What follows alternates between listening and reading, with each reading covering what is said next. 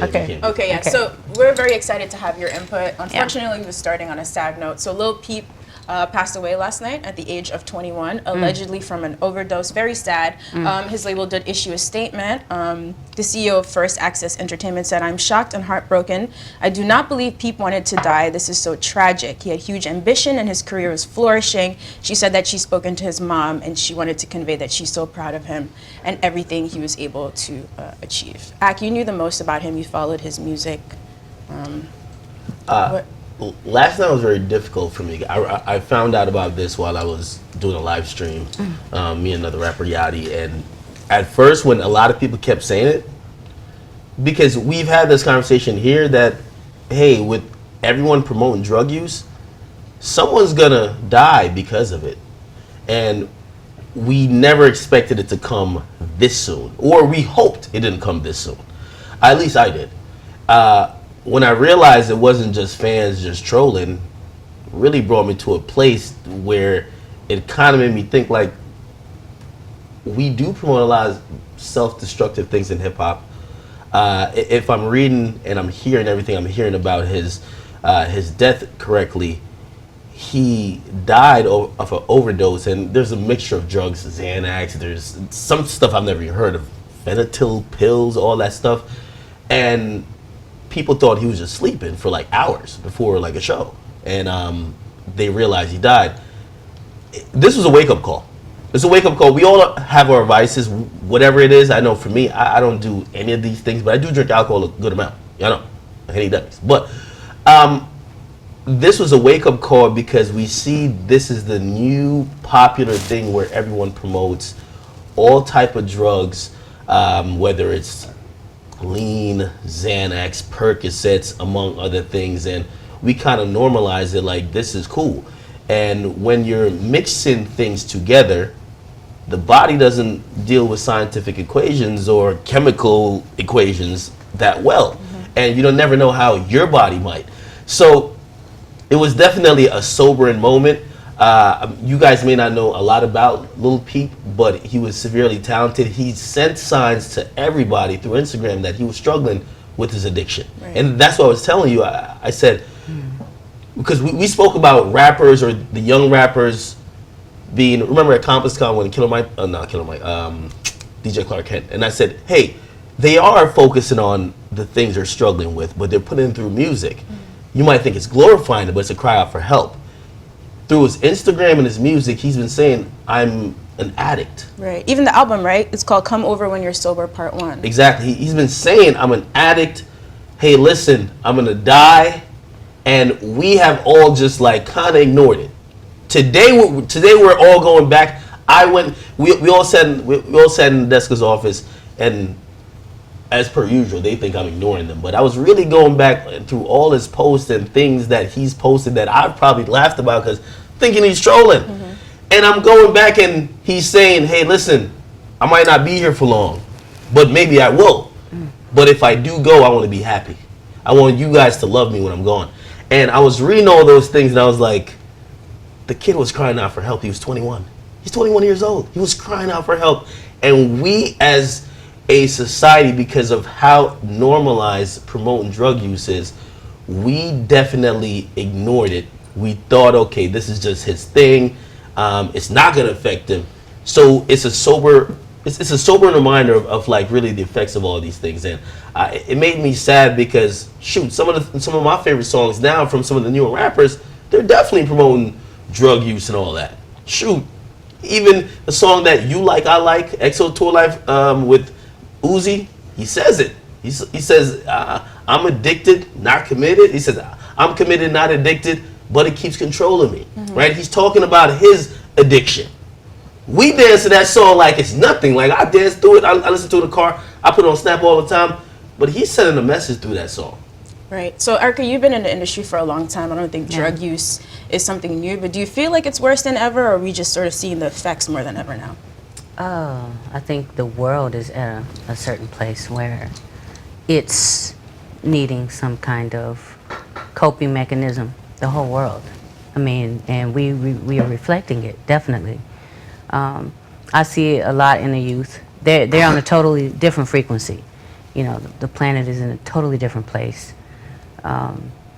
Oxygen-wise, just period, just genetically, period. We've evolved into this, where we are. And we are in need of some self-medication, you know, of some sort. Now, the drugs are not necessarily the answer because they don't agree with our systems. But we need something. We need something. We got music, you know, that helps. That's the fifth element. You know, the air is not very clean. The food is not very clean. In our own minds, we're not very clean because we're absorbing this toxic shit all the time in every kind of way. So the only outlets we have are music and or our art or sports or the things that bring us closer to, I don't know, what we feel, some call it God, Right. you know, the things that bring us closer to the Zen. And it's not just him, it's everybody. It's, you know, my son is 19, so I'm very, very close to this generation, musically, education-wise, scientifically, socially. I can see them very clearly. I understand them. I grew up with them. I'm watching my son, and I'm watching this group. And it's all of them, every one of them, whether it's a troubled home or not. They need something else. Sick, uneducated, depressed. They need something. They watch us work back to back, check to check, and we still sitting on in the same rocking chair on the porch. So they know that's not the answer. So there's an answer they're looking for on another dimension, somewhere else. Because here, it doesn't feel good for them. They're not even calibrated for here. They can't even, I mean, we scroll in 3 seconds, our attention span is short. I mean, they are in a troubled funk. Could agree with that. So are we. Yeah. And Joe, this is something you've been through and you have definitely rapped about a lot in your music. Yeah. Yeah. This is a sad time, so I won't use this specific time to open the forum to talk about some of the things that Axe said, because some of the language you used was alarming to me. Like, this is a wake-up call. Why this? Like, why this one now? We know how I feel about drug use. This is not just a drug use thing. This is a mental illness thing. And this kid was sick. This kid had a disease. He had disease thinking. Cool. I went to his Instagram page last night. Very alarming. Can you pull up his Instagram page for me? I can't find my phone. But somebody pull it up. And I'm saying pull it up because 20 those hours of ago. us who have been suicidal and those of us who understand the language, like when you get locked up, they have a big sign in every cell that attempts to tell you what to do in the event that you're feeling that ill mentally. It's the only time I'm amazed by it because in jail, and we don't need to speak about the jail system, but that's the only time they'll say, oh, it's for my sister. That's the only time they'll say, nigga, you can't be alone. Some of this stuff, and I'm just gonna read this. I want to be everybody's everything. I want too much from people, but then I don't want anything from them at the same time. You feel me? I don't let people help me, but I need help. But not when I have my pills. But that's temporary. One day maybe I won't die young and I'll be happy. What is happy? I always have happiness for like 10 seconds and then it's gone. I'm getting so tired of this. I would have called this nigga in a heartbeat. I would have called him immediately because I've been there. I can identify with that. There's so many different ways to attack this conversation. I don't know where to begin. Maybe we need to update the "this is your brain" and "this is your brain on drugs" commercial, because today you can't just tell kids don't do drugs. So now I'm gonna say, like I always say, we should probably be really, really responsible in your recreational activities. I'm gonna ask a question that probably most adults don't ask. It may not be a common question. Do you trust your drug dealer? That sounds retarded. But it's valid. God damn it, the relationship you have with your higher power, the relationship you have with your parents, the relationship you have with, some relationships are really important. If you're gonna indulge in these types of things, my nigga, you better be sure what you are putting into your body. Drugs do one of two things or both. They are to keep you alive or kill you. One or the other. I don't play that way. I used to pop Adderall before every show. And then I would do the show and feel my heart about to jump out of my fucking chest. I was asking for a heart attack. Know what that meant? Stop it. Stop it. It's science. It's how we're made up. Y'all both spoke on it. Your body will react to certain things. This drug, what is it? Retinol? It said Phenytoin bad pill, Xanax and and also fentanyl. mixed with Xanax. And No, forget the Xanax. The other one.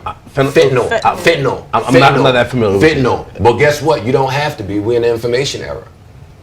If you Google it, the first 30 things that pop up say overdose after it. There's a reason for that. I used to do angel dust. Angel dust they put in dead people. Sounds a little off. This is for people who have cancer.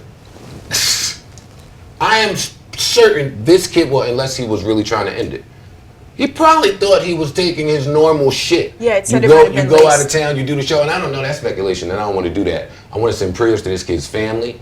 I want to send prayers and condolences to his fans, anybody who loved him. It's a shame that we still here as a genre, and it's unfortunate that we have to use these types of incidents to do some learning. But y'all, we got to pick each other up. It's our job to police each other. That's just humanity. It's just humane shit. My heart damn near stopped reading some of his Instagram posts. 20 hours ago, and he hasn't been dead more than 16 right now. He Instagrammed a picture with the caption that said, "You guys will love me when I'm dead." Basically saying you'll love me. When an artist is talking about death a lot, and he posted the picture following that was him taking Xanax. And while a lot of people might look at that like, yo, he's just kind of playing into whatever image he has, it's a cry out for help. Yeah, but that's the new thing. And that's where the line is blurred, because we have to be very careful. Pardon me, and I speak about this new introvert culture a lot up here. But we got to be very careful giving access to people who are uncomfortable with accessibility. Because now with our phones, like they launched Facebook Live, and in the next 6 months we watched 20 niggas kill themselves. Like, you know what I mean? With our phones, we just, I don't want to get, I know I'm not going to get further into this. You hit it at the very beginning when you said it's not a drug issue, it's a mental illness issue. I mean, it's a sickness issue. Yeah, yeah. You know, and it's mimicking mental illness or mimicking sickness. And that's why I don't like the trolling topic that you bring up. How can we tell anymore? Y'all are using it to market music. I love y'all more than that. All y'all artists. I love y'all more than to use your fucking habits and vices to market some shit. It's more important that we all stay alive. It really is. So again, I'm gonna close with my prayers to Lil Peep, his family, his fans, his friends, his loved ones. Same. Yes, condolences to Ashe. everyone. Ashe. Yeah.